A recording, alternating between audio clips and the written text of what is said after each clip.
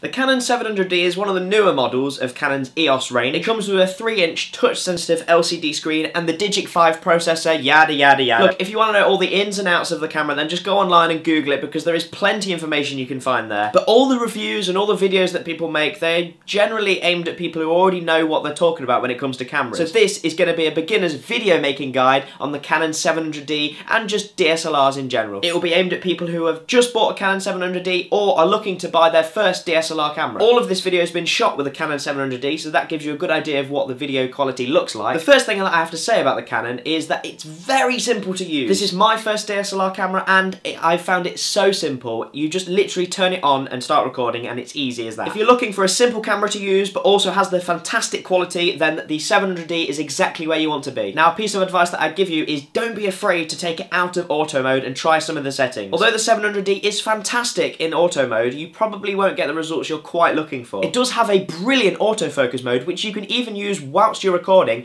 but it's not quite as good as the manual mode. Yeah, it's a little bit more work putting it in manual mode, and you will have to get used to it, but at the end of the day, it will make your filmmaking so much better. Now, of course, filming in manual mode, there are some other terms that may seem quite confusing, such as aperture and ISO, so let's just jump in with aperture and I'll explain that. The word aperture literally means hole or opening, and that is exactly what we mean when we talk about aperture in terms of cameras and lenses. We mean the size of the hole in the lens that allows the light to come through. And obviously, the bigger the hole, the more light you can get into your camera. On your camera, you've probably noticed a value called the f-stop value. Now, basically, you're going to want that number as low as you can because that means the aperture is bigger. I know it's quite confusing that, you know, a low number means bigger, but just go with it. When you have a low f-stop value, that's when you get the cool focus thing, when you get things in the foreground being really in focus and things in the background looking really blurry, and it just looks really nice. Now, along with the f-stop, there is also the ISO, which is the light sensitivity of the camera. The lower the ISO value, then the higher quality image you're going to have, but it also means that your image is going to be slightly darker. You have to be very careful. It's all about experimenting. Make the ISO value suit the surroundings that you're filming in. Having said that, I normally just keep it on auto because most DSLRs are pretty good at guessing where the ISO should be. Now, the next thing I want to talk about is lenses. Now, a lot of these review videos online, they use the best lenses that money can buy, and they're thousands of pounds.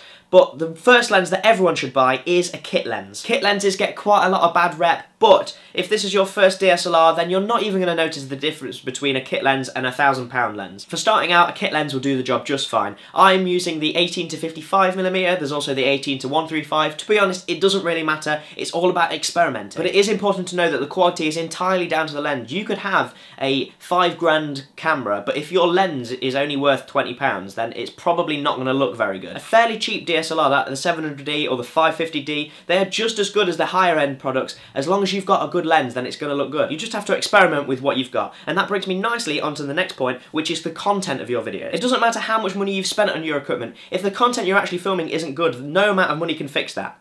Apart from maybe scriptwriters, but it doesn't matter. The point is, don't think having a DSLR will instantly make your videos better, because it just won't. Being able to make top quality videos takes time and effort, and you're going to need to put them to work. The first video I made with a DSLR was completely out of focus and it looked horrible. It takes time to learn how to use the equipment you've got to the best of its abilities. And the best way to learn is just make things. Keep on making videos, because that will make you better at doing it. And don't feel like you need to have a DSLR to make videos. You can do just as good videos on any camera. Now, of course, at some point, just filming on a webcam isn't going to be enough, so if you are looking to buy a new DSLR, then here are my thoughts. The Canon 700D is fantastic. As a beginner myself, I found it very easy to use and I highly recommend it. But I would also like to say that my previous camera, the Canon PowerShot SS50HS, is also a fantastic camera. If you're thinking of upgrading to a DSLR but you're not sure if you're ready yet, the SX50 is a perfect middle ground. It's even easier to use than a DSLR because a lot of it is on the auto mode, and it has a fantastic lens which is 24 to 1200mm.